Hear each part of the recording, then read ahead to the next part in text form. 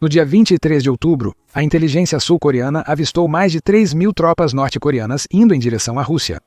Alguns dias depois, a inteligência ucraniana afirmou que o número real estava mais próximo de 10.000.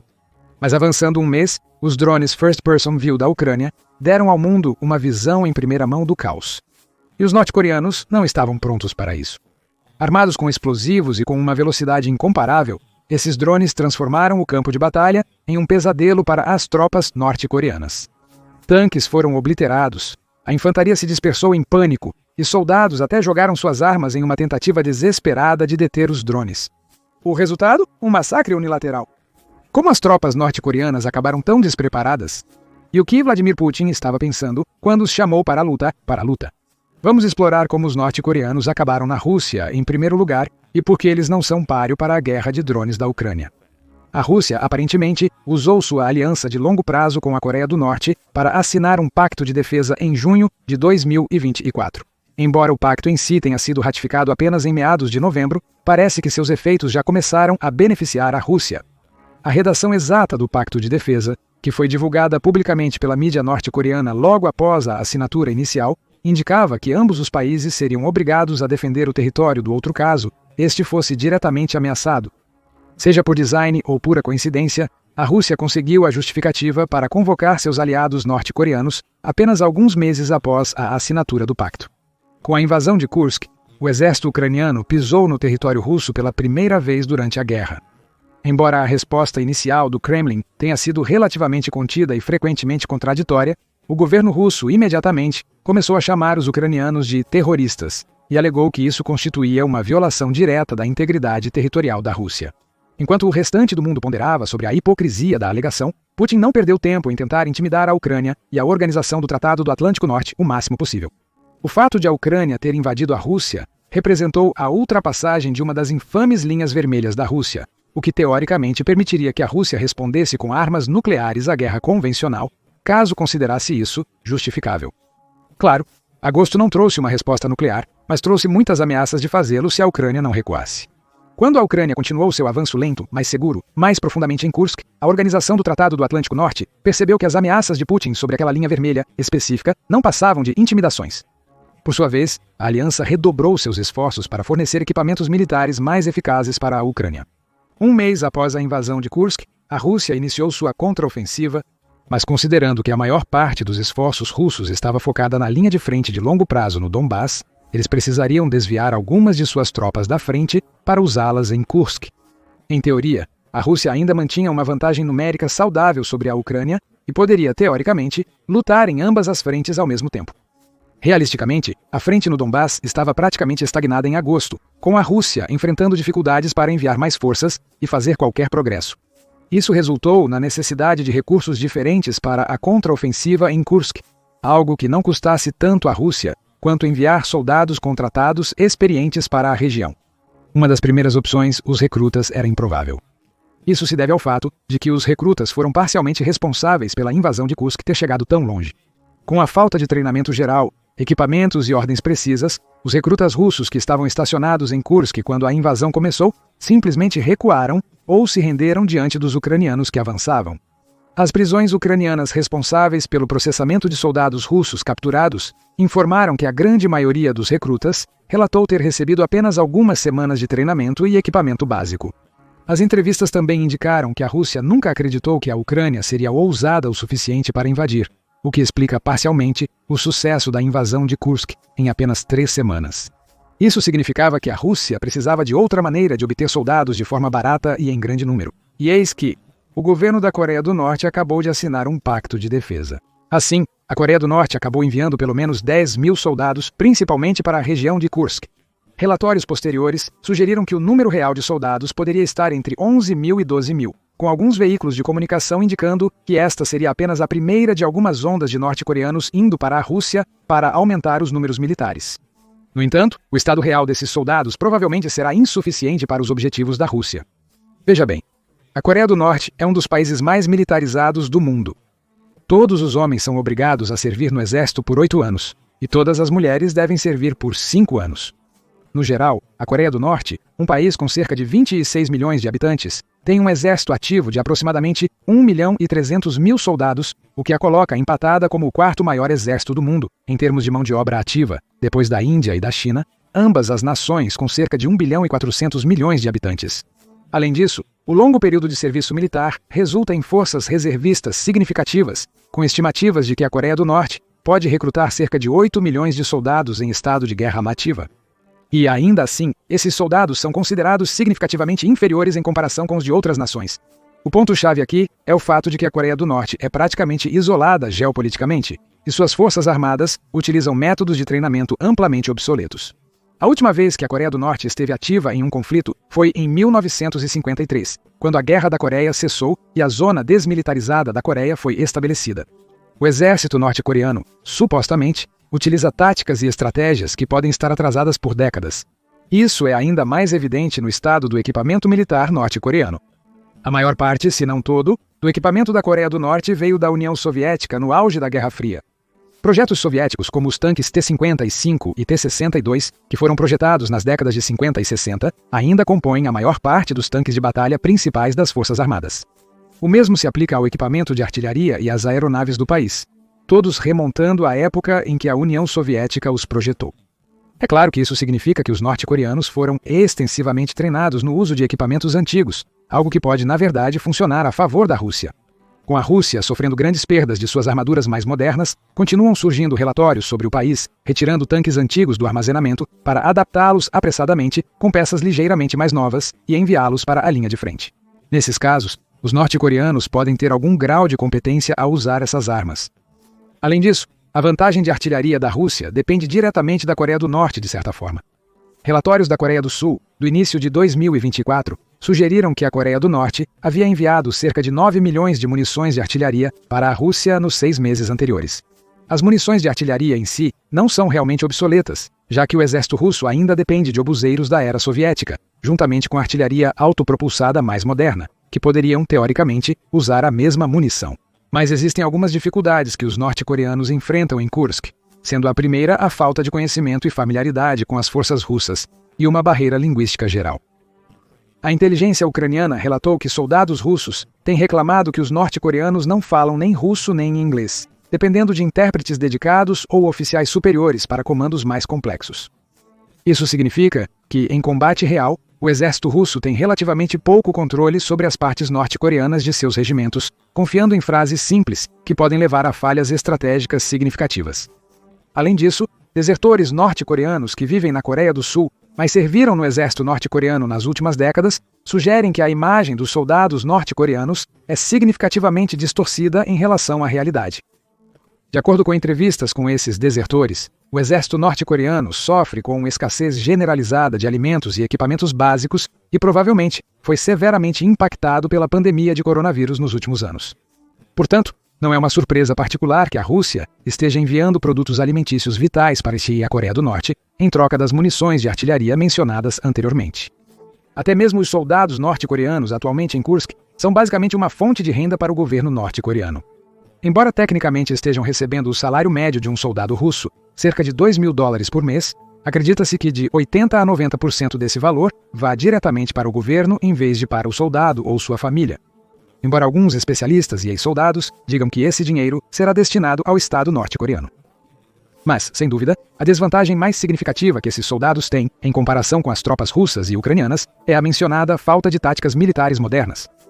A Coreia do Norte praticamente não tem experiência com guerra eletrônica e tecnológica, com poucos relatos de exercícios internacionais com a China ou a Rússia. Isso é particularmente notável na guerra de drones que mencionamos antes. A Ucrânia avançou no conceito de uso de drones comerciais para fins militares há pelo menos alguns anos, com múltiplos tipos de drones sendo usados em conjunto para criar um exército remoto incrivelmente robusto.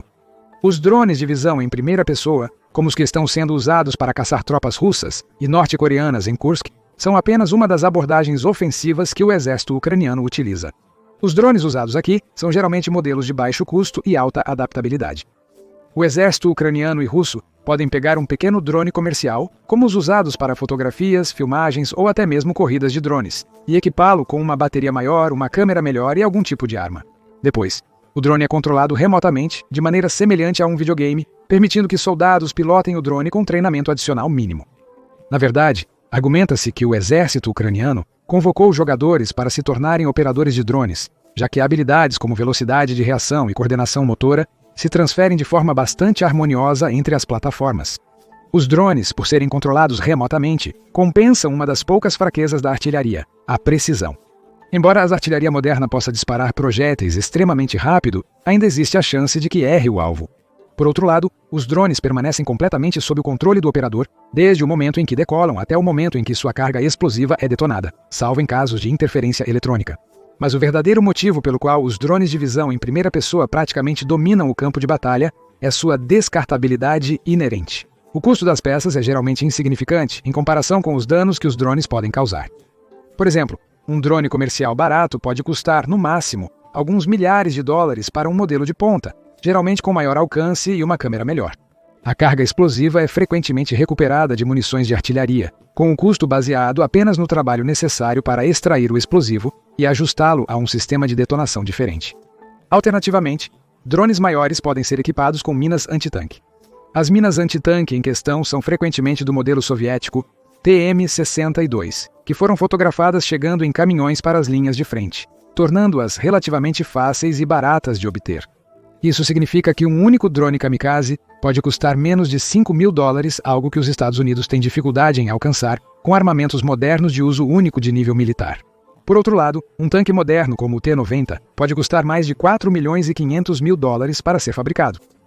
Veículos de suporte e transporte de infantaria geralmente custam centenas de milhares de dólares. Drones pequenos e baratos destruindo peças vitais do equipamento militar russo em massa também estão travando uma guerra econômica contra a Rússia. Isso é parte do motivo pelo qual os tanques russos mais recentes, os T-14 Armata, foram implantados na Ucrânia por poucas semanas antes de serem retirados. A natureza barata, móvel e descartável dos drones significava que os ucranianos poderiam lançar dezenas deles todos os dias.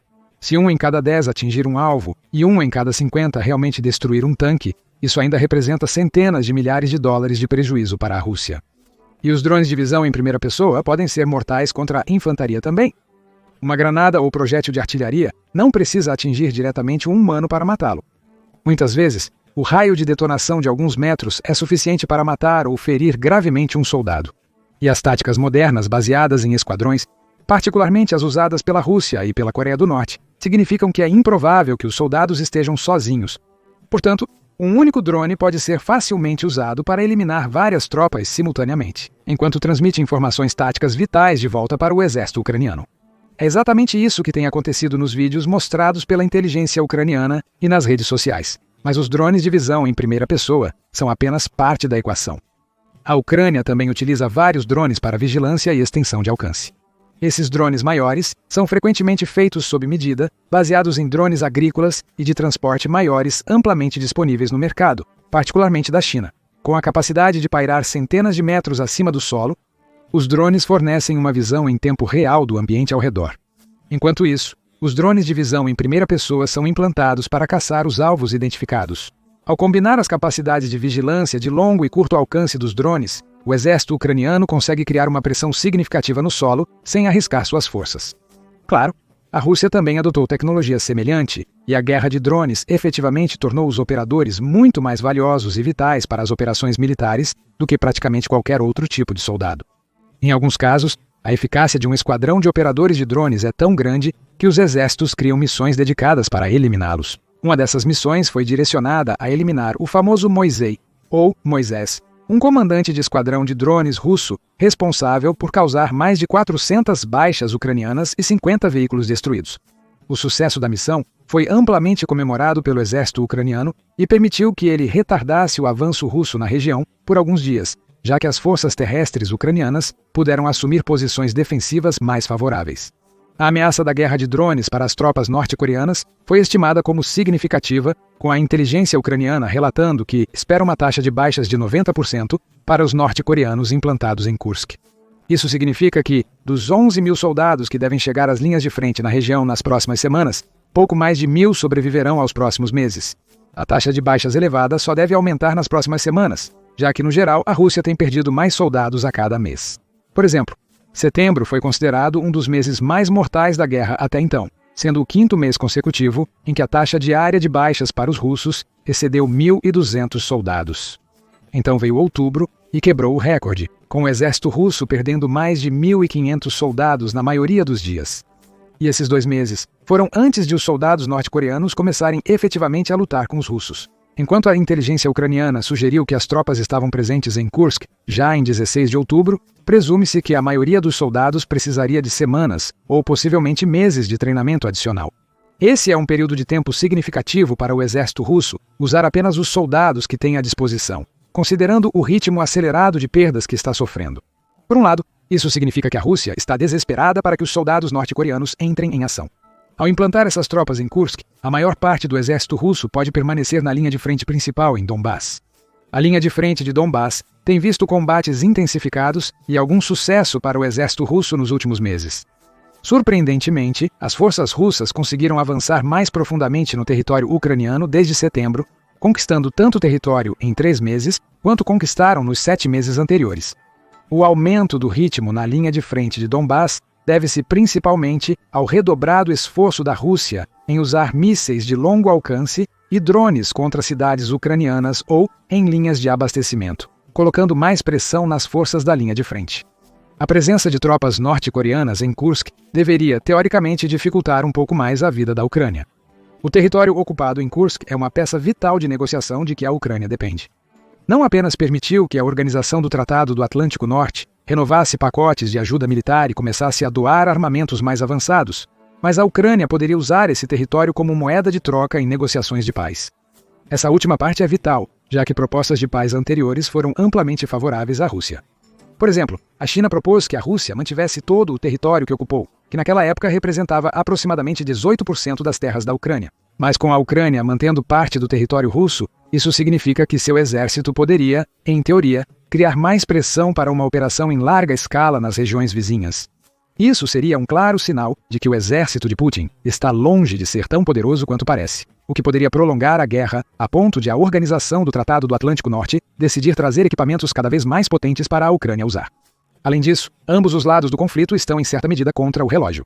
As eleições presidenciais dos Estados Unidos, em 2024, foram vencidas pelo ex-presidente Donald Trump, que anteriormente expressou uma disposição positiva em relação à Rússia e à Coreia do Norte, e uma postura negativa em relação à Organização do Tratado do Atlântico Norte. O dia da posse está marcado para 20 de janeiro, o que significa que o governo atual do presidente Joe Biden tem apenas algumas semanas para causar o máximo impacto possível na Ucrânia. No entanto, a situação da guerra não é tão simples quanto parece à primeira vista. A preferência de Trump por Putin era baseada principalmente no fato de que a Rússia tinha influência geopolítica e econômica. Mas depois que a guerra na Ucrânia começou e a Rússia começou a sofrer grandes perdas, isso pode não ser mais verdade, ou pelo menos não o suficiente para Trump. Além disso, Trump foi crítico em relação aos membros da Organização do Tratado do Atlântico Norte, que se recusavam a alocar um orçamento adequado para suas forças armadas nacionais. Embora isso fosse verdade em 2020, quando a maioria da organização estava abaixo da recomendação de 2% do produto interno bruto para a defesa nacional, a maioria dos países aumentou suas contribuições desde então. Além disso, países da Europa Central, como Polônia e Alemanha, criaram planos de longo prazo para aumentar significativamente a presença de seus exércitos. Finlândia e Suécia também se juntaram à aliança nesse meio tempo, aumentando consideravelmente o potencial econômico e militar da organização, considerando que ambos os países possuem capacidades modernas de pesquisa armamentista, e a Finlândia permitiu que os Estados Unidos utilizassem suas bases militares.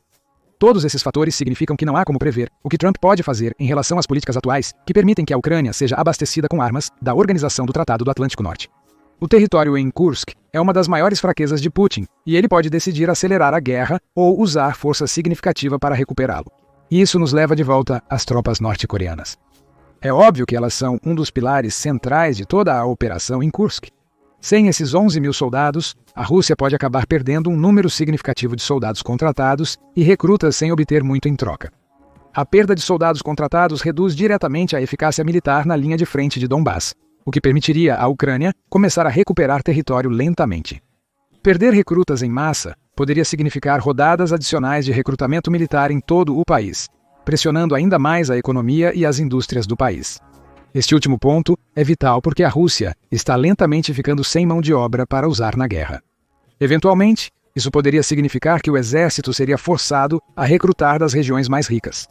Isso não apenas prejudicaria as indústrias locais, como também destruiria a propaganda do Kremlin sobre o esforço de guerra. oligarcas que apoiam Putin podem começar a agir contra ele. Isso também pode significar que a população geral pode começar a representar uma ameaça mais séria ao regime atual.